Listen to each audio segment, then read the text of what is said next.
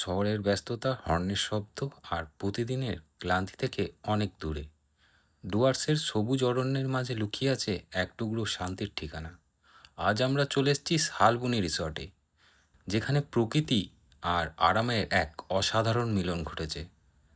উপর থেকে দেখলে মনে হয় সবুজ সমুদ্রের মধ্যে ভেসে আছে একটি সুন্দর দ্বীপ।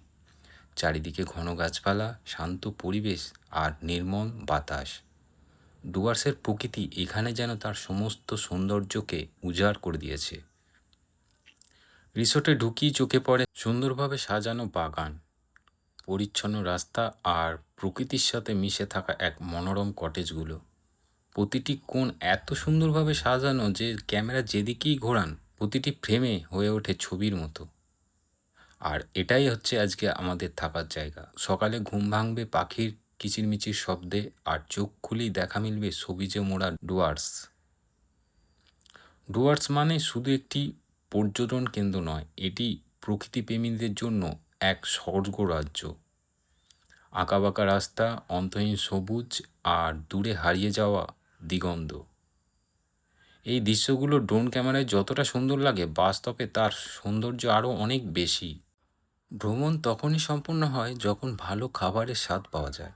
এখানকার প্রতিটি খাবারে রয়েছে ঘরোয়া স্বাদ এবং আন্তরিক আপ্যায়ন।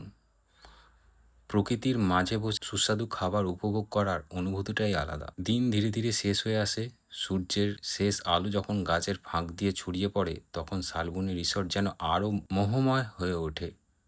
চারিপাশের নীরবতা, হালকা বাতাস আর প্রকৃতির সুর, এই মুহূর্তগুলোই ভ্রমণকে স্মরণীয় করে রাখে। যদি কখনো ডুয়ার্সে আসেন, তাহলে ব্যস্ত জীবন থেকে একটু বিরতি নিয়ে কয়েকদিন কাটিয়ে যেতে পারেন এই সুন্দর শালবনী রিসর্টে। হয়তো এখানকার সবুজ প্রকৃতি, নির্মল বাতাস আর শান্ত পরিবেশ আপনাকেও নতুন করে বাঁচার অনুপ্রেরণা দেবে। আবার দেখা হবে নতুন কোনো গল্পে, নতুন কোনো গন্তব্যে, নতুন কোনো গল্প নিয়ে। ততক্ষণ পর্যন্ত ভালো থাকুন, সুস্থ থাকুন আর ভ্রমণ করতে থাকুন।